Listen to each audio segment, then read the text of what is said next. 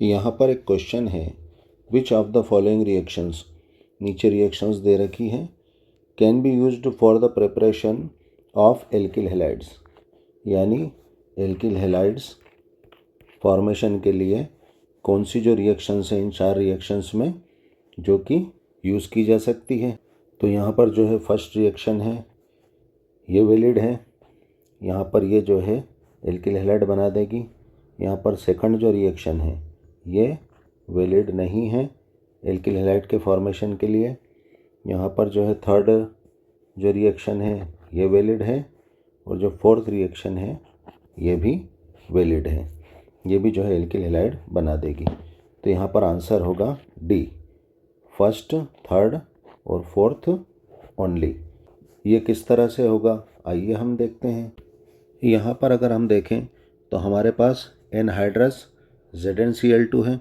Anhydrous यानी निर्जल, यानी जिसमें से वाटर निकला हुआ है, इसमें नमी नहीं है। एनहाइड्रस ZnCl2 में पानी की कमी होने की वजह से ये क्या कार्य करता है, क्या वर्क करता है, ये रिएक्टेंट्स में से वाटर मॉलिक्यूल को सोख लेता है, निकाल लेता है। यानी रिएक्टेंट्स में से वाटर मॉलिक्यूल को क्या कर देता है, बाहर कर देता है। यानी एनहाइड्रस ZnCl2 यहाँ पर क्या वर्क कर रहा है, कैटलिस्ट का काम कर रहा है, उत्प्रेरक का काम कर रहा है, यानी रिएक्शन को स्टार्ट दे रहा है। और यहाँ पर एनहाइड्रस ZnCl2 के साथ कॉम्बिनेशन में क्या है, रिएक्टेंट HCl है, जो कि क्या होता है, कॉन्सेंट्रेटेड होता है। तो जब भी एनहाइड्रस ZnCl2 और कॉन्सेंट्रेटेड HCl कॉम्बिनेशन में होता है, यानी निर्जल ZnCl2 और सांद्र HCl जब भी कॉम्बिनेशन में होता है, तो इसे क्या कहते हैं, ल्यूकास रिएजेंट कहते हैं।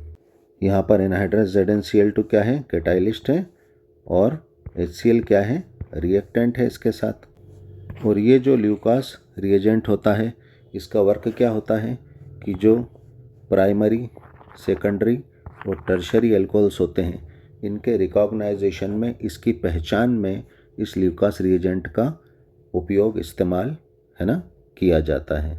ये एनहाइड्रस ZnCl2 ल्यूइस एसिड की तरह कार्य करता है और हाइड्रोक्साइड न्यूक्लियोफाइल को क्लोराइड न्यूक्लियोफाइल से सब्सटीट्यूट करवा देता है, यानी न्यूक्लियोफिलिक सब्सटीट्यूशन रिएक्शन करवाता है। तो ये क्या करता है, जो एल्कोहल्स हैं है ना, यहाँ पर जो है कार्बन से एल्कोहलिक ग्रुप यानी OH जुड़ा हुआ है, जिसको हम आयुपैक नेमिंग में क्या बोलते हैं, ऑल बोलते हैं। तो ये एनहाइड्रस ZnCl2 क्या करता है, ये जो है कार्बन और ऑक्सीजन के बॉन्ड को वीक कर एल्कोहलिक ग्रुप को है ना, हाइड्रोक्साइड को OH नेगेटिव की तरह निकलने में हेल्प करता है। और ये OH नेगेटिव HCl जो कि स्ट्रॉन्ग एसिड होता है, इसके जो है H पॉजिटिव के साथ अटैच होकर वाटर मॉलिक्यूल की तरह ये बाहर हो जाता है। और क्या बना देता है, ये एल्किल क्लोराइड यानी एल्किल हैलाइड का फॉर्मेशन ये करवा देता है। जैसा कि यहाँ पर according to question alkyl halides का फॉर्मेशन होता है। तो हमें यहाँ पर इस क्वेश्चन में यही बताना है कि एनहाइड्रस ZnCl2 किस एल्कोहल का, यानी प्राइमरी, सेकेंडरी और टर्शरी, इन तीनों एल्कोहल्स में कहाँ पर ये एनहाइड्रस ZnCl2 एल्किल हैलाइड्स के प्रिपरेशन में, फॉर्मेशन में हेल्प करेगा। तो यहाँ पर सबसे पहले हम प्राइमरी एल्कोहल, सेकेंडरी एल्कोहल और टर्शरी एल्कोहल की स्टेबिलिटी देखेंगे, क्योंकि हम जानते हैं जब भी इन एल्कोहल्स में से OH नेगेटिव ग्रुप बाहर आता है तो उसके बाद बचा हुआ जो कंपाउंड होता है वो क्या होता है, एक कार्बोकेटायन होता है। तो यहाँ पर हम जो है कार्बोकेटायन की स्टेबिलिटी के बेसिस पर यहाँ पर एल्किल हैलाइड के फॉर्मेशन को चेक करेंगे, क्योंकि हम जानते हैं कि जो कार्बोकेटायन सबसे ज़्यादा स्टेबल होता है वो उतनी ही जल्दी जो है प्रोडक्ट का फॉर्मेशन करता है। तो सबसे पहले हम इन तीनों एल्कोहल्स की स्टेबिलिटी को चेक कर लेंगे। यहाँ पर अगर हम इन प्राइमरी, सेकेंडरी और टर्शरी कार्बोकेटायंस को अगर चेक करें तो प्राइमरी कार्बोकेटायन के पास एक CH3 ग्रुप है, सेकेंडरी के पास 2 है और टर्शरी के पास 3 CH3 ग्रुप्स हैं, यानी एल्किल ग्रुप्स हैं। अगर हम इन एल्किल ग्रुप्स को, मेथिल ग्रुप्स को अगर फैला कर लिख लें तो ये इस तरह से दिखाई देंगे। अगर हम प्राइमरी कार्बोकेटाइन में देखें तो कार्बोकेटाइन से जो जुड़ा कार्बन है यानी अल्फ़ा कार्बन है, उससे कितने हाइड्रोजन जुड़े हैं? 3, यानी इससे जो है 3 अल्फ़ा हाइड्रोजन्स अटैच हैं। यानी प्राइमरी कार्बोकेटाइन के पास कितने? 3 अल्फ़ा हाइड्रोजन्स हैं। सेकेंडरी के पास कितने हो जाएंगे? 3 और 3 यानी 6 अल्फ़ा हाइड्रोजन्स हो जाएंगे। और टर्शरी कार्बोकेटाइन के पास कितने? 3 3 और 3 यानी टोटल कितने?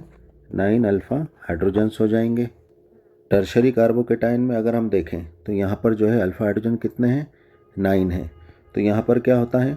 9 टाइम्स हाइपर कंजुगेशन हो जाएगा, यानी 9 हाइपर कंजुगेटेड स्ट्रक्चर्स यहाँ पर बनेगी। यानी जितनी ज़्यादा हाइपर कंजुगेटेड स्ट्रक्चर्स बनती हम जानते हैं वो कंपाउंड उतना ही ज़्यादा स्टेबल होता है। तो यहाँ पर जो है सबसे ज़्यादा स्टेबल क्या होगा? टर्शरी कार्बोकेटाइन होगा।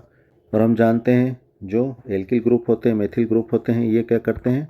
पॉजिटिव इंडक्टिव इफेक्ट शो करते हैं, यानी इलेक्ट्रॉन रिपीलिंग ग्रुप होते हैं, इलेक्ट्रॉन डोनेटिंग ग्रुप होते हैं। तो ये क्या करते हैं? इलेक्ट्रॉन को कार्बोकेटाइन की तरफ शिफ्ट करते हैं, जिससे क्या होता है? कार्बोकेटाइन का पॉजिटिव चार्ज कम होता है, जिससे क्या होता है? कार्बोकेटाइन में स्टेबिलिटी आती है। यानी सबसे ज़्यादा स्टेबल यहाँ पर क्या होगा? टर्शरी कार्बोकेटाइन होगा। उसके बाद जो है स्टेबल कौन होगा? सेकेंडरी कार्बोकेटाइन, क्योंकि इसके पास क्या है? 6 अल्फ़ा हाइड्रोजन्स हैं। तो यहाँ पर 6 टाइम हाइपर कंजुगेटेड स्ट्रक्चर्स बनेगी, है ना? 6 टाइम्स हाइपर कंजुगेशन होगा। और यहाँ पर जो है 2 पॉजिटिव इंडक्टिव इफेक्ट शो करने वाले मेथिल ग्रुप हैं, ठीक है। और जो है सबसे कम हाइपर कंजुगेशन किस में होगा? हमारे प्राइमरी कार्बोकेटाइन में, क्योंकि इसके पास 3 अल्फ़ा हाइड्रोजन्स हैं और एक ही पॉजिटिव इंडक्टिव इफेक्ट शो करने वाला मेथिल ग्रुप है। और हम जानते हैं जो सबसे ज़्यादा स्टेबल होता है कार्बोकेटाइन, वो सबसे ज़्यादा रिएक्टिव होता है, सबसे जल्दी वो रिएक्शन में भाग लेके प्रोडक्ट को फॉर्मेट करता है, प्रोडक्ट का फॉर्मेशन करता है। यानी टर्शरी कार्बोकेटाइन को एनहाइड्रस ZnCl2 कैटेलिस्ट की ज़रूरत ही नहीं होती। ये इतना रिएक्टिव होता है कि ये बिना निर्जल ZnCl2 एनहाइड्रस ZnCl2 के भी रिएक्ट करके एल्किल हैलाइड का फॉर्मेशन कर देगा। सेकंड नंबर पे स्टेबिलिटी किसकी है? सेकेंडरी कार्बोकेटाइन की। तो ये क्या करता है? कॉन्सेंट्रेटेड HCl के साथ रिएक्ट नहीं करते हैं, यानी यहाँ पर भी एनहाइड्रस ZnCl2 की ज़रूरत पड़ेगी। ZnCl2 कैटलिस्ट के होते हुए भी सेकेंडरी कार्बोकेटाइन 5 से 10 मिनट लेता है HCl से रिएक्ट करने के लिए।